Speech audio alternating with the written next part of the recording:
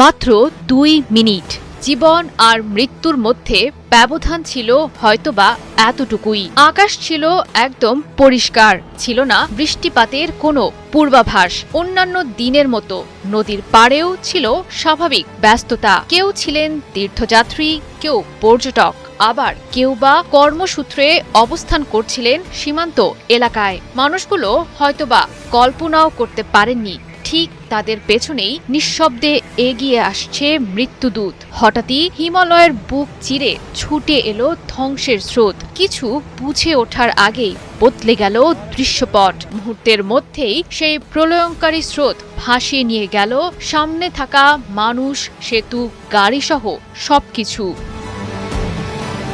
নেপাল ও চীনের তিব্বত সীমান্তের গিরং বন্দর এলাকা এবং সংলগ্ন লেন্দেখোলা ও ভোটে-কোশি অঞ্চল সাক্ষী হল এ প্রলয়ের। নেপালের বিভিন্ন এলাকায় ভয়াবহ ধ্বংসযজ্ঞ চালানো প্রাণঘাতী আকস্মিক বন্যার কারণ হিসেবে হিমালয়ের উচ্চাঞ্চলে সংঘটিত বিশাল ভূমিধস ও হিমবাহ প্রবাহকে দায়ী করছেন বিজ্ঞানীরা। ঘটনার সূত্রপাত হয় পাহাড়ের একটি বিশাল অংশ ভেঙে পড়ার মধ্য দিয়ে। বিপুল পরিমাণ পাথর ও মাটি পাহাড় বেয়ে নিচে নামার সময় একটি বড় হিমবাহ বা হিমবাহের অংশে আঘাত করে। প্রচণ্ড ধাক্কায় হিমবাহটি ভেঙে পড়ে বরফের বিশাল অংশ নিচের দিকে নেমে আসে, আর এরপরই শুরু হয় ভয়াবহ বিপর্যয়। বরফ, পাথর, কাদা ও গলে যাওয়া পানি একসঙ্গে নদীতে গিয়ে পড়ে। মুহূর্তের মধ্যেই নদীতে তৈরি হওয়া প্রবল স্রোত পাহাড়ি উপত্যকা ধরে নিচে ছুটে গিয়ে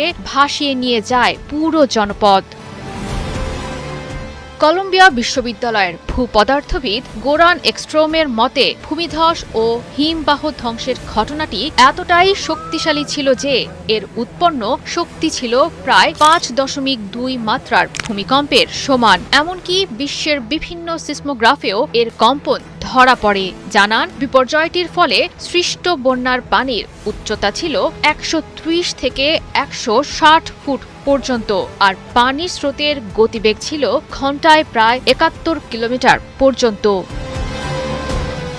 নেপালের পাহাড়ি ঢল ও আকস্মিক বন্যায় এখন পর্যন্ত 160 জনের অধিক মানুষ মারা গেছেন। ধারণা করা হচ্ছে সময়ের সঙ্গে সঙ্গে মৃতের সংখ্যা আরও বৃদ্ধি পেতে পারে। এখনও নিখোঁজ আছেন 300 জনের অধিক মানুষ, যাদের মধ্যে ভারতীয়দের সংখ্যা শতাধিক। এছাড়াও সন্ধান না পাওয়া মানুষদের তালিকায় আছেন যুক্তরাষ্ট্র, যুক্তরাজ্য, মালয়েশিয়া, দক্ষিণ আফ্রিকা সহ বিভিন্ন দেশের নাগরিকরা। এছাড়াও চীনের তিব্বতের গিরং বন্দর এলাকাতেও উল্লেখযোগ্য সংখ্যক হতাহত হওয়ার পাশাপাশি নিখোঁজ আছেন। জয়া সরকার, ৭১।